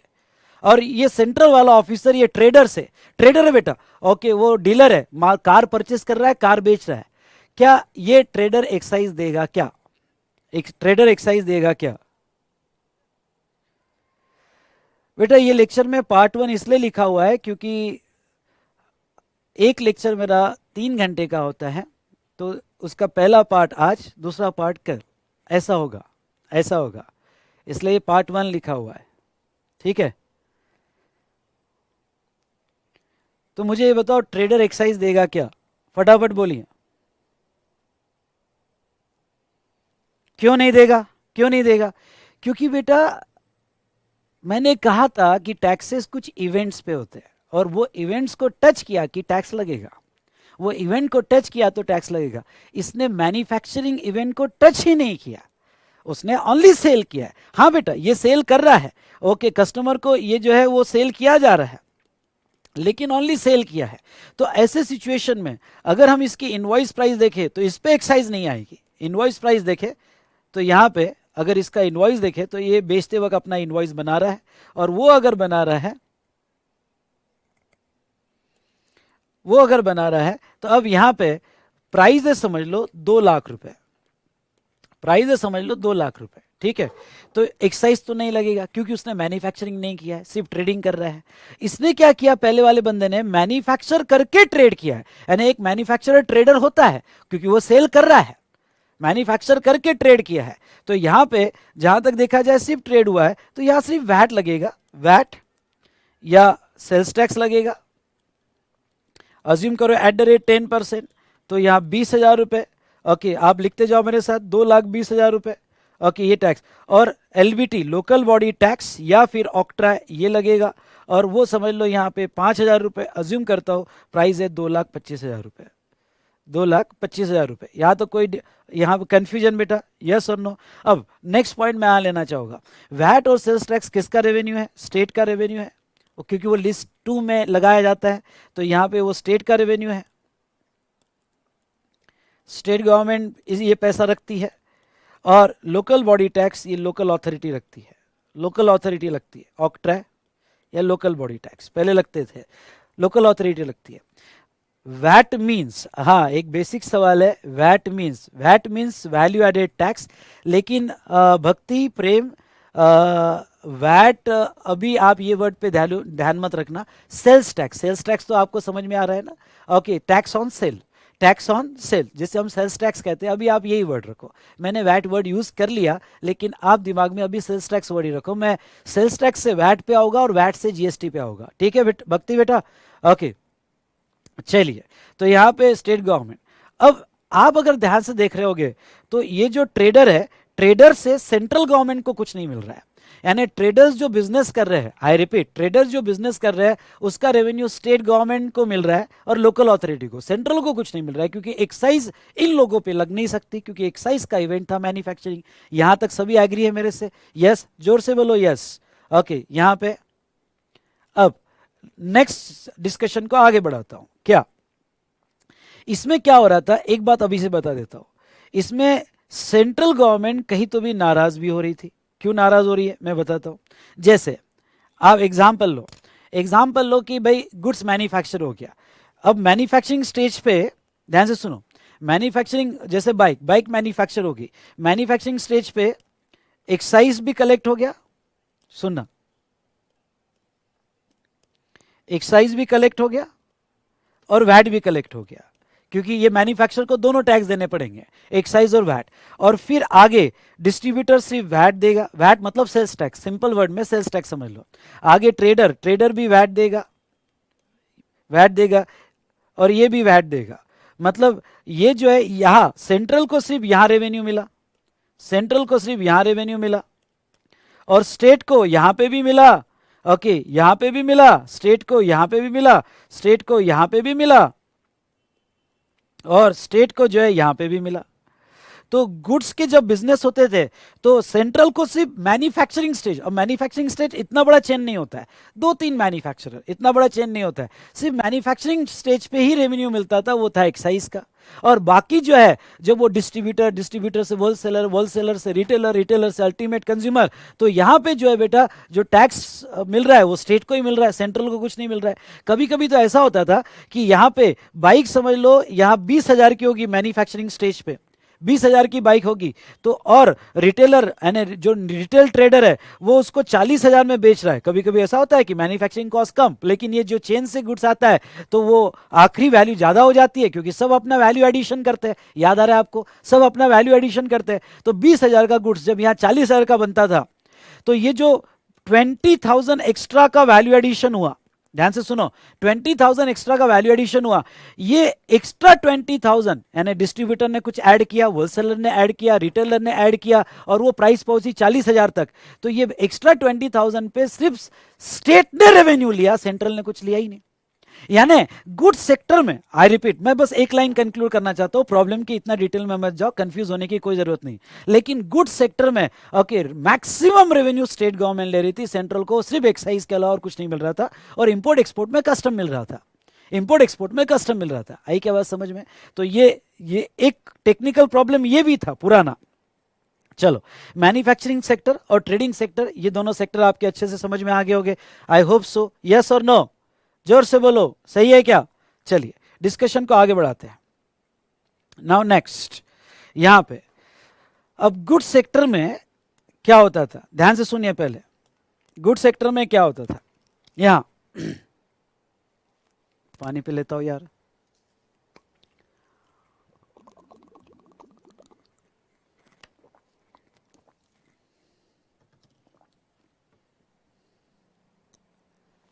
चलिए, जब सेल होता था मे बी मैन्युफैक्चरर के थ्रू या ट्रेडर के थ्रू, तो सेल दो इसमें डिवाइड होती थी। ऐसा दो स्टेट लेता हूं, महाराष्ट्र एंड गुजरात, इसलिए मैं बेसिक से ले रहा हूं। देखो एक सवाल आ गया, what do you mean by VAT. अगर मैं डायरेक्ट आपको पढ़ाऊं कि पहले वैट लगता था फिर ये, तो ऐसे केस में बहुत सारे स्टूडेंट्स को बेसिक नहीं पता है, इसलिए इतनी छोटी छोटी बातों से मैं ले रहा हूं ना कि आपको कोई दिक्कत नहीं जाएगी, तो देखिए, महाराष्ट्र और गुजरात, अब जब महाराष्ट्र का बंदा जैसा टीवी मैन्युफैक्चर कर रहा होगा या वॉशिंग मशीन मैन्युफैक्चर कर रहा होगा, और वो जो है महाराष्ट्र में बेच रहा होगा या गुजरात में बेच रहा होगा, तो यहां पे दो वर्ड यूज किए जाते थे। आपको पता है कौन से दो वर्ड, बताइए, मैं वेट कर रहा हूं। ये दो वर्ड यूज किए जाते थे, बताओ कौन से दो वर्ड्स।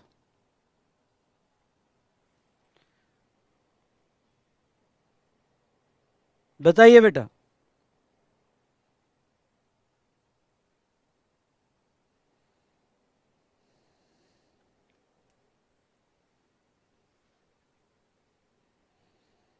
कौन से दो वर्ड्स, वेट कर रहा हूं आपके आंसर का।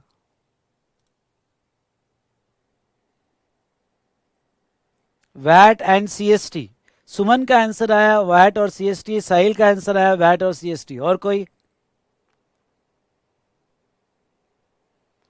बोलिए फटाफट।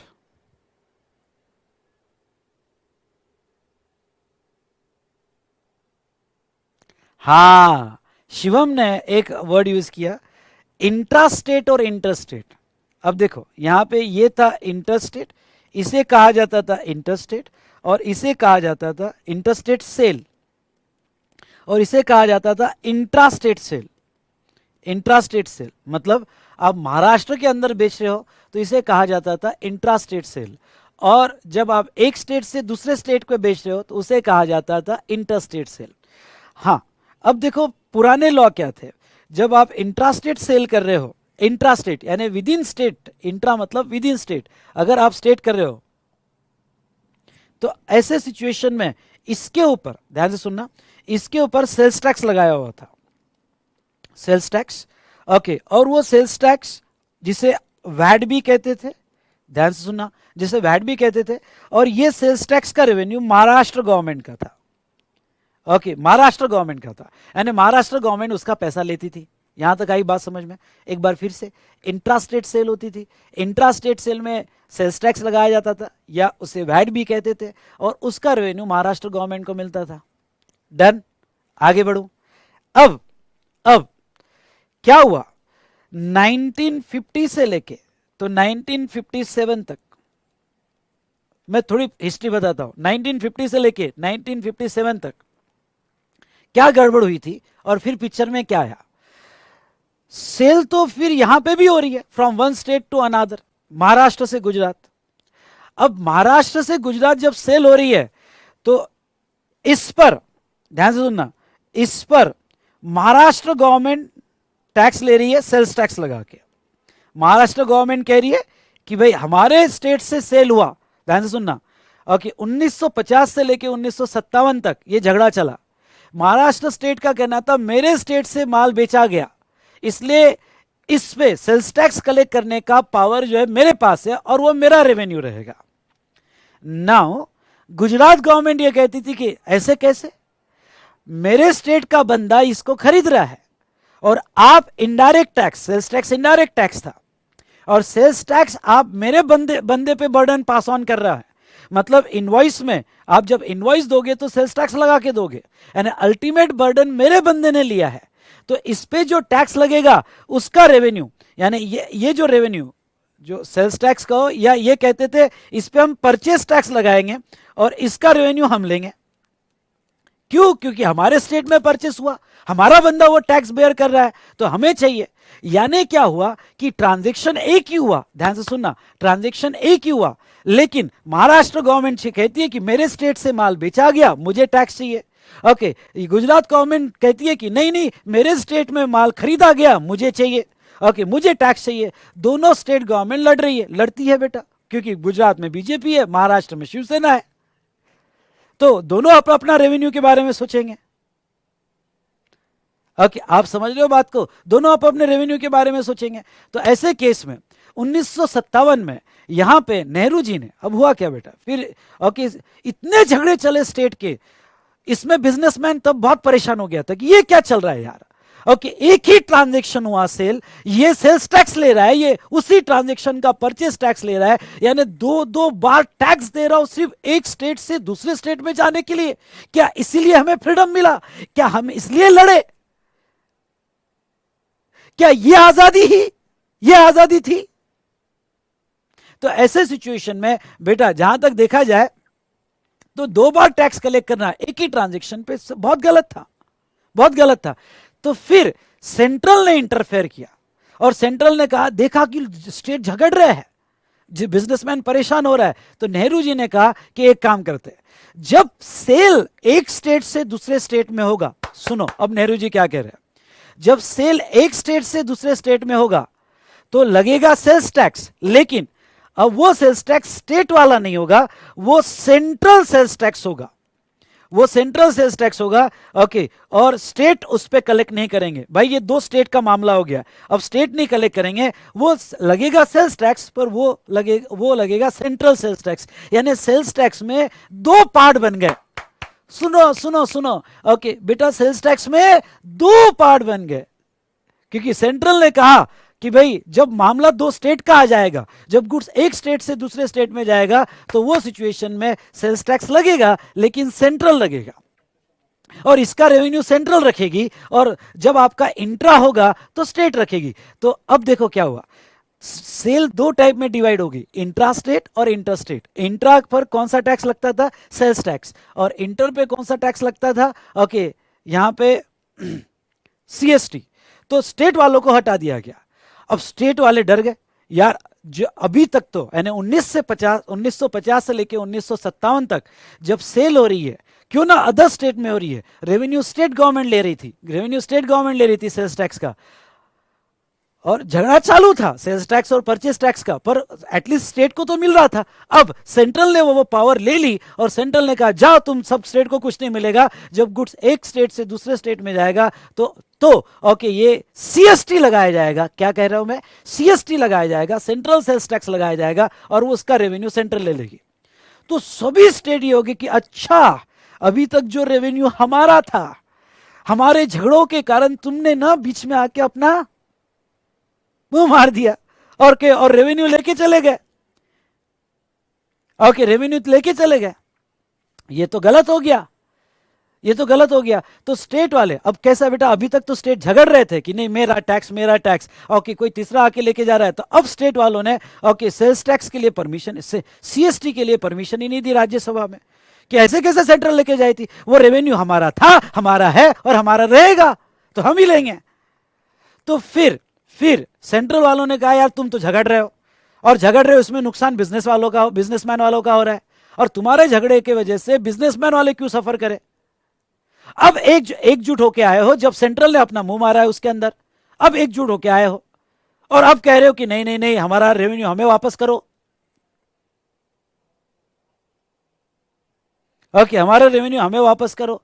अब आप उसमें दे रहे हो, प्लीज यहां पे मैं एक रिक्वेस्ट करूंगा, ओके बीएम गुज्जू गेमिंग जो भी है स्पैम ना करे प्लीज, मेरी रिक्वेस्ट है। ये इंटर रेगुलर क्लास चालू है बेटा, उनका नुकसान मत करो, अगर आप सेम प्रोफेशन में हो तो प्लीज उनका नुकसान मत करो। मैं बहुत इंपॉर्टेंट बात उन्हें समझाने जा रहा हूं, ओके यहां पे वो बेटा बहुत बेसिक लेवल पे है, प्लीज। तो अब यहां पे देखिए, तो पूरी हिस्ट्री फिर से समझ लो। पहले झगड़ा था कि मैं टैक्स लूंगा, सेंट्रल ने कहा सीएसटी लगाएंगे, तुम्हारा झगड़ा हटाओ।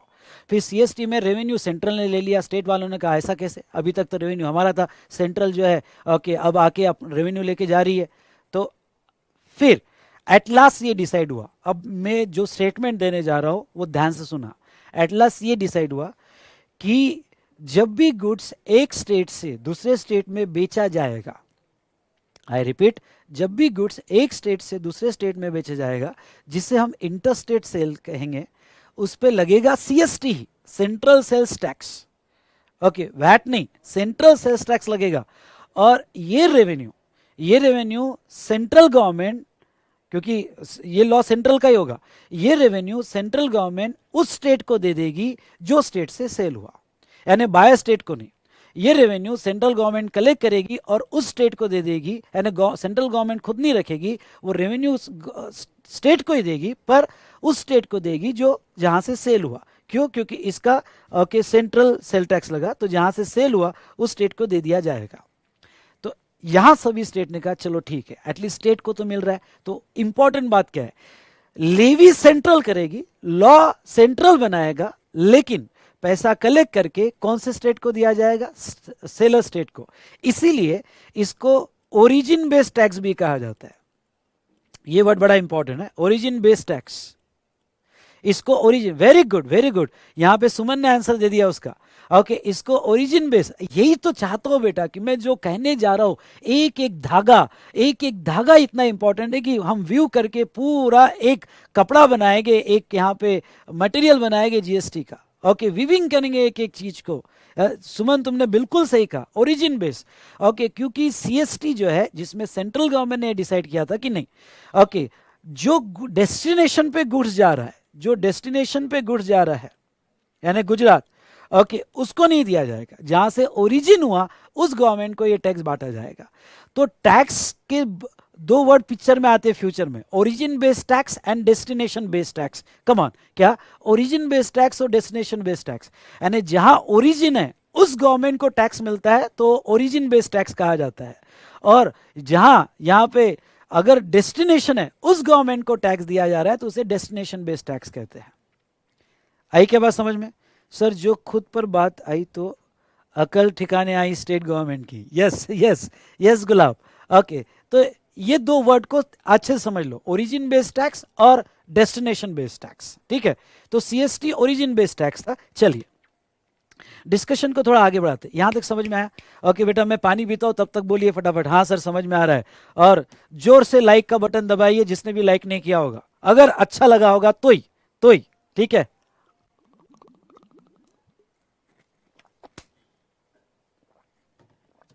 सुमन आने वाला हूं, उसके ऊपर आने वाला हूं। जैसा सुमन का ये कहना है sir GST destination based tax है क्या? हाँ बता देता हूं, लेकिन क्यों डेस्टिनेशन बेस्ड टैक्स है हम बाद में देखेंगे। अभी तो हम पुराने लॉ में, सीएसटी ओरिजिन बेस्ड टैक्स था, सीएसटी ओरिजिन बेस्ड टैक्स था। ओके, जो मेरे साथ लाइव स्ट्रीमिंग में कनेक्टेड है वो सब हाई हाँ बोलिए। वेरी गुड, लाइव स्ट्रीमिंग में जो कनेक्टेड है हमारे सॉफ्टवेयर के थ्रू, वेरी गुड। यूट्यूब पे भी सबका आंसर आ रहा है, वेरी गुड। चिराग कह रहा है सर लाइक का एक ही बटन था, मजाक कर रहा हूं यार। ओके चलते रहता है ऐसा, ठीक है। हाँ तो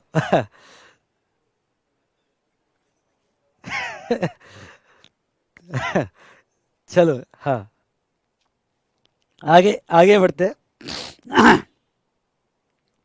तो बेटा यहां पे अब एक पॉइंट और ले लेता हूं। जब एक स्टेट से दूसरे स्टेट में सेल हो रहा था तो पहले सीएसटी लगता था, और सेम स्टेट में सेल हो रहा है तो सेल्स टैक्स या वैट लगता था। सीएसटी का रेवेन्यू सेंट्रल कलेक्ट करके स्टेट को दे देती थी। कौन से स्टेट को देती थी? महाराष्ट्र। और दोनों का झगड़ा खत्म कर दिया। अब समझ लो, एक और एग्जाम्पल मैं यहां लेना चाहूंगा, और वो एग्जाम्पल समझ लो, ये जो महाराष्ट्र का डीलर है इसका वेयरहाउस है, इसका वेयरहाउस है गुजरात में। एक नया वर्ड पिक्चर में ला रहा हूं मैं, इसका वेयरहाउस है गुजरात में, और वो अपने ही वेयरहाउस के, वो बेच नहीं रहा है, अपने ही वेयरहाउस में गुड्स ट्रांसफर कर रहा है। महाराष्ट्र से गुजरात में उसके ही वेयरहाउस में गुड्स जा रहा है। तो बताओ इसे हम क्या कहते हैं? इसे हम क्या कहते हैं? सेल कहते हैं या कोई दूसरा वर्ड है? बोलो फटाफट। ओके, इसे हम क्या कहते हैं? बोलो फटाफट।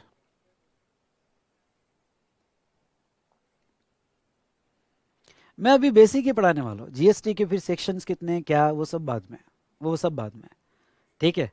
इसे हम क्या कहते हैं?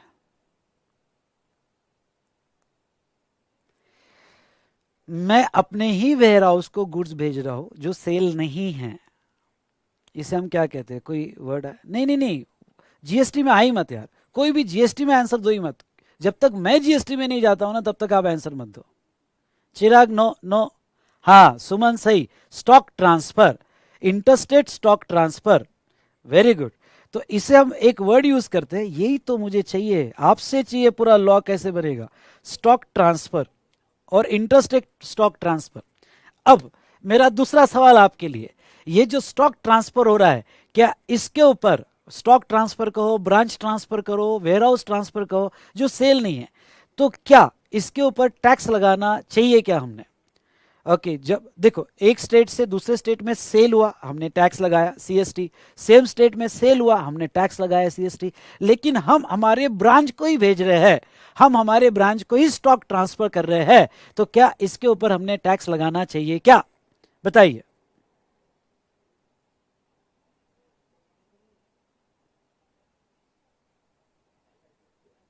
Thank you Ijaz, thank you. Okay answer दो, आंसर दो, क्या हमने टैक्स लगाना चाहिए क्या? आंसर आ रहा है नो सर। क्यों नहीं लगाना चाहिए? क्योंकि सेल्स टैक्स जो था वो सेल इवेंट पे था, गुड्स के मूवमेंट पे नहीं था। गुड्स मूव हुआ, मैं मानता हूं, from one state to another state goods move हुआ, पर वो सेल्स टैक्स सेल इवेंट पे था। यहां कोई सेल नहीं हुआ है। तो 2017 के पहले, मेरे ये स्टेटमेंट में बहुत कुछ छुपा हुआ है, जिसको समझना है इनडायरेक्टली समझ जाना, ठीक है, जिसको समझना है इनडायरेक्टली समझ जाना। और अगर किसको समझा होगा तो कमेंट जरूर डालना कि सर समझ गया आप क्या बोलना चाहते हो। 2017 के पहले इसके ऊपर कोई टैक्स नहीं था, इसके ऊपर कोई टैक्स नहीं था। मैंने इनडायरेक्टली बोल दिया, पर जो इनडायरेक्टली बोल दिया उसको मैं आगे प्रूव करूंगा। बताओ, 2017 के पहले इसके ऊपर टैक्स नहीं था। आप क्या समझे, बोलिए फटाफट, आप क्या समझे? मैं चाहता हूं कि आप क्या समझे, क्योंकि स्टॉक ट्रांसफर था तो उसके ऊपर हम टैक्स क्यों दे? आई क्या बात समझ में? स्टॉक ट्रांसफर था तो हम टैक्स क्यों दे उसके ऊपर? 2017 के पहले इसके ऊपर टैक्स नहीं था।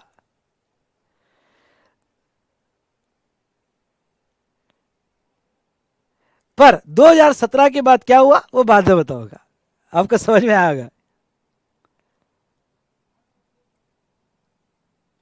हाँ, 2017 के पहले जब वेयरहाउस से सेल होता था, समझ लो गुजरात में सेल हुआ और वेयरहाउस से सेल हुआ, तो जब वेयरहाउस से सेल होता था तो इसे इंट्रास्टेट मानते थे, इंट्रास्टेट मानते थे। और Gujarat government sales tax collect करती थी, यानी इस पर सेल्स टैक्स कलेक्ट होता था और वो sales tax Gujarat government collect करती थी, क्योंकि वो गुजरात में सेल हुआ। सर टैक्स था इसलिए तो जीएसटी आया ना, कि टैक्स कलेक्शन हो।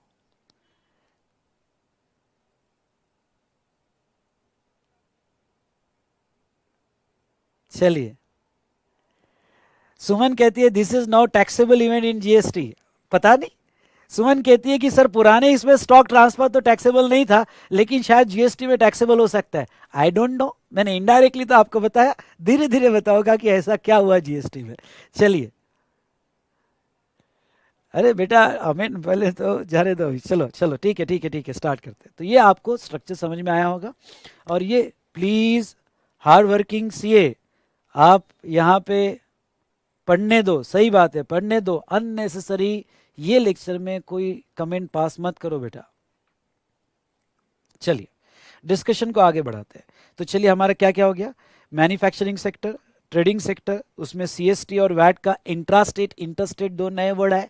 ओके, दो नए वर्ड्स को हमने समझा। ओके, दो नए वर्ड्स को हमने समझा। चलो, अब एक और जो गुड्स पे टैक्स लगता था वो थी कस्टम्स ड्यूटी। यानी अगर नेक्स्ट डायग्राम आपको याद होगी, देखो आपके नोट्स में होगी, कि बाहर से गुड्स अगर इंडिया में इंपोर्ट हो रहा है तो इसके ऊपर सेंट्रल गवर्नमेंट गुड्स का ही टैक्स, हम देख रहे हैं कि गुड्स के कितने टैक्स थे। गुड्स पे एक्साइज था, गुड्स पे वैट था, गुड्स पे सीएसटी था, गुड्स पे ऑक्ट्राय था, गुड्स पे एलबीटी था, गुड्स पे कस्टम ड्यूटी थी। तो इंपोर्टेड गुड्स पे क्या लगती थी बेटा, कस्टम्स ड्यूटी लगती थी, कस्टम ड्यूटी लगती थी इंपोर्टेड गुड्स पे। ओके, तो गुड्स पे कस्टम्स ड्यूटी थी। यस यस बोलो बेटा, यस बोलो, कस्टम ड्यूटी लगती थी। नहीं नहीं नहीं, कुछ रह गया क्या हमारा? हाँ बराबर है, गुड्स पे कस्टम ड्यूटी लगती थी। उसके बाद में डायग्राम में अगर हम देखें तो ऑक्ट्राय या एंट्री टैक्स, तो लोकल बॉडी टैक्स भी लगता था जो लोकल अथॉरिटी लेती थी। ऑक्ट्राय कब लगता था बेटा, एक सिटी से दूसरे सिटी में गुड्स आ रहा है, या लोकल बॉडी टैक्स, तो यहां पे लोकल बॉडी टैक्स टैक्स और ऑक्ट्राय, ऑक्ट्राय ये लगता था। और ये रेवेन्यू लोकल अथॉरिटी का था, revenue to local authority, local authorities, ठीक है। उसके बाद में ये भी गुड्स पे लगता था, ये भी टैक्स गुड्स पे था। हाँ, अब थोड़ा हम सर्विस से रिलेटेड आते हैं। 2017 के पहले सर्विस टैक्स लगता था, पर मैं आपको एक बात बता दूं, ये service tax totally central government का रेवेन्यू था। ध्यान से देखिए, सेंट्रल गवर्नमेंट का रेवेन्यू था, स्टेट को नहीं मिलता था। स्टेट को गुड्स पे मिलता था पर सर्विसेज में नहीं मिलता था, सेंट्रल गवर्नमेंट लगाती थी। और सर्विसेज, ओके, अब आप जैसे एग्जाम्पल लो, मैं यहाँ पे लाइव क्लास ले रहा हूँ, हो सकता है मेरे फेस टू फेस कुछ बच्चे सामने बैठे हो, और हो सकता है आप यूट्यूब पे या ऑनलाइन मुझे सेम टाइम पे दूसरी जगह देख रहे हो। मेरी सर्विसेज ध्यान से सुनो, बहुत इंपॉर्टेंट है। मेरी सर्विसेज जो है यहां पे इंट्रास्टेट होती थी, इंट्रास्टेट होती थी, और मेरी सर्विसेज इंटरस्टेट भी होती थी, मेरी सर्विसेज इंटरस्टेट भी होती थी। ठीक है, मतलब मैं सेम स्टेट में दे रहा हूं, ओके, मैं सेम स्टेट में दे रहा हूं या मैं अदर स्टेट में दे रहा हूं, लेकिन यहां पे अब मैं जो कहने जा रहा हूं ध्यान सुनना, सेल्स टैक्स जो था, सेल्स टैक्स स्टेट लेवल का टैक्स था, इसलिए वो दो इसमें डिवाइड हुआ कि भाई अगर सेम स्टेट में सेल करते हो तो इंट्रा स्टेट, और अदर स्टेट में सेल करते हो तो इंटर स्टेट, जिसके ऊपर सीएसटी, क्योंकि सेल्स टैक्स स्टेट गवर्नमेंट के हाथ में था, इसलिए वो सेंट्रल अलग हुआ, स्टेट अलग हुआ। लेकिन सर्विस टैक्स जो है, तो सर्विस टैक्स यहां पे सेंट्रल के हाथ में था, तो सेंट्रल के हाथ में होने की वजह से वो आप सेम स्टेट में दो या अदर स्टेट में दो, उन्होंने डिवाइड नहीं किया था सर्विस टैक्स को 2017 के पहले। यानी जो अगर आप सर्विसेज दे रहे हो, सुनना मेरी बात, अगर आप सर्विसेज दे रहे हो तो सर्विस टैक्स लॉ में ऐसा डिवाइडेशन नहीं था कि आप सेम स्टेट में दे रहे हो या अदर स्टेट में दे रहे हो, ऐसा डिवाइडेशन नहीं था।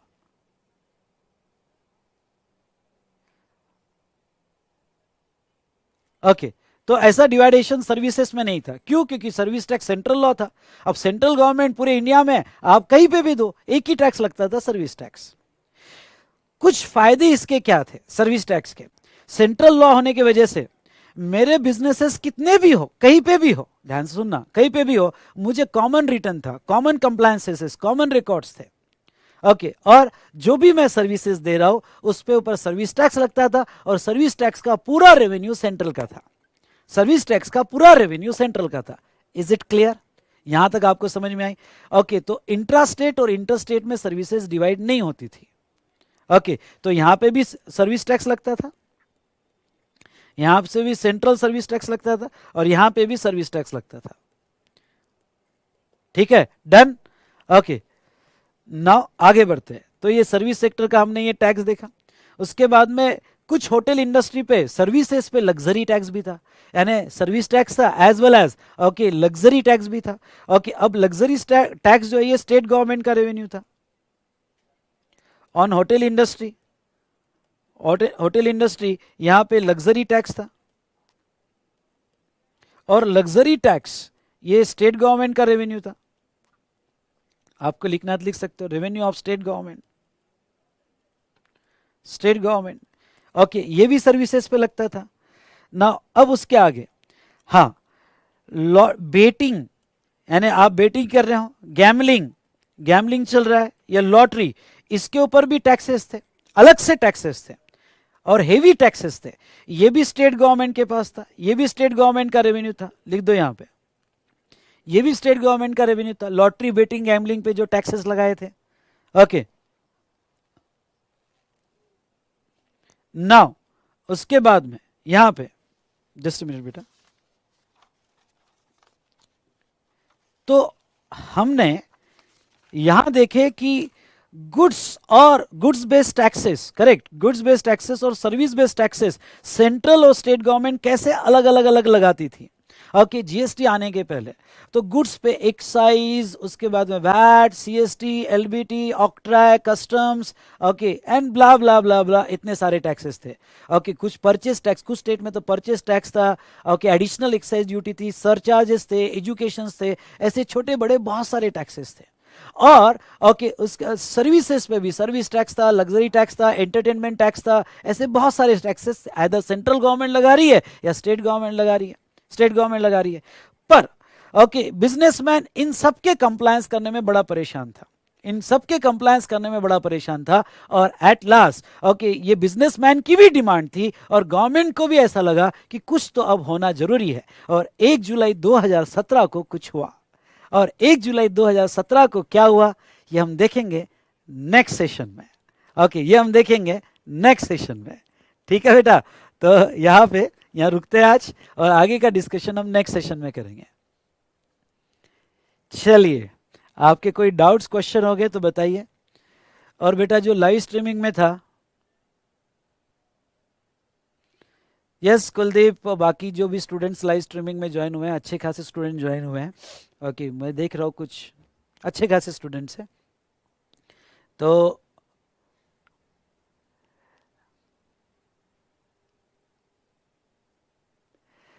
इजाज इजाज इजाज मैं पहले कह रहा हूं, डायरेक्ट और इनडायरेक्ट टैक्स को अलग रखो। टीडीएस डायरेक्ट टैक्स है, इनकम टैक्स है, दोनों के ऑब्जेक्ट अलग अलग है। इसके पहले के सेशन में मैंने बहुत क्लियरली कहा है। अब मैं ये सवाल एंटरटेन नहीं करूंगा कि सर इनकम टैक्स और इनडायरेक्ट टैक्स ये जो है ये तो डबल टैक्सेशन है। वो है रियल सेंस में डबल टैक्सेशन, पर दोनों का ऑब्जेक्ट अलग अलग है, इसलिए ये हम बाद में देखेंगे। एंटरटेनमेंट टैक्स बेटा, मूवी टिकट्स वगैरह इसके ऊपर सर्विस टैक्स भी होते थे और एंटरटेनमेंट टैक्स भी होते थे। कोई डांस प्रोग्राम है, एंटरटेन प्रोग्राम है, मूवी टिकट्स है, तो उसके ऊपर होते थे। सर हर सेशन में आप सस्पेंस छोड़ देते हो, तभी तो नेक्स्ट सेशन में मजा आएगा। 1 जुलाई 2017 को क्या हुआ? ओके, एकदम सडनली आंसर ये मत बोल देना जीएसटी आया। अरे देखो तो क्या हुआ, मजा आएगा आपको, हम आगे देखेंगे। एक वंश का क्वेश्चन है, सर जीएसटी इतना अच्छा लॉ है फिर लोग क्यों चिल्लाते हैं?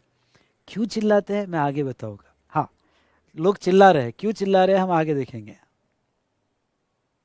चलिए आज यहीं रुकते हैं, और मेरा सेशन होने के बाद कमेंट कॉलम में अगर आपको अच्छा लगा हो तो एक गिफ्ट मुझे दीजिएगा।